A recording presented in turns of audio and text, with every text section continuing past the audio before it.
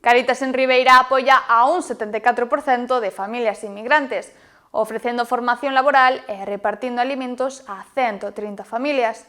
A organización segue a colaborar con empresas locais e servizos sociais para cubrir as necesidades máis urxentes.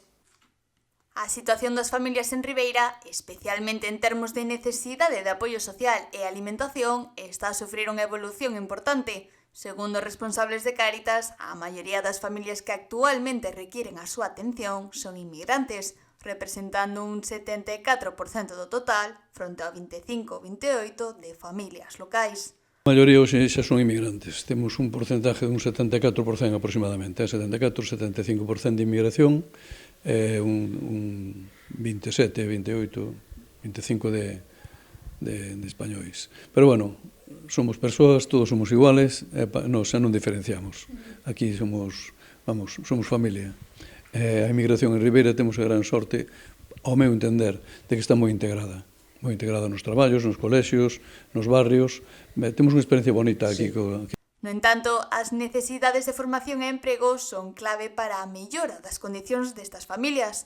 Cáritas mantén un estreito contacto con empresas locais de construción para ofrecer formación laboral. Sí, as empresas están moi deficitarias de empleados e dixernos que era moi interesante a nosa aportación a esa reunión que tivemos con eles, porque xa empleamos 4 ou 5 personas na construción nos últimos 3 meses. No mar agora parece que parou un pouco, o sea, hubo unha avalancha de xente que veio a pedir cursos de formación, moita xente está empleada, e últimamente temos menos peticións nese senso, pero vamos a seguir traballando en eso. No ámbito da alimentación, Cáritas traballa en rede coas principais entidades locais, como Mercadona, que axuda a organización a repartir alimentos. O Banco de Alimentos está en precario últimamente, solo nos atenden unha vez ao mes. O que pasa é que nos aquí temos a Mercadona, que temos un convenio con Mercadona, é diario. Baixou tamén a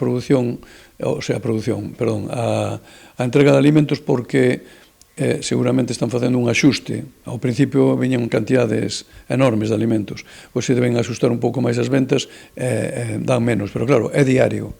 Entón, iso fai que cheguemos ao venres máis ou menos cunha cantidad de alimentos para repartir normal, tampouco moi exagerado. A pesar de que as cantidades de alimentos entregados foron reducidos nos últimos tempos, a organización segue facendo todo o posible para cubrir as urxencias.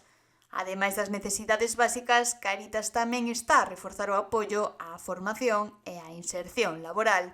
Que nos pasamos de gastar un porcentaxe de un 10% dos nosos ingresos, ou un 30% dos nosos ingresos a alimentación, nos últimos 3 anos derivamos máis os gastos á formación, empleo, a proxectos como os que están levando a nosa educadora social, empoderamento da muller, familias en situación de emerxencia social, inmigración, está facendo unha labor importantísima tamén Sara.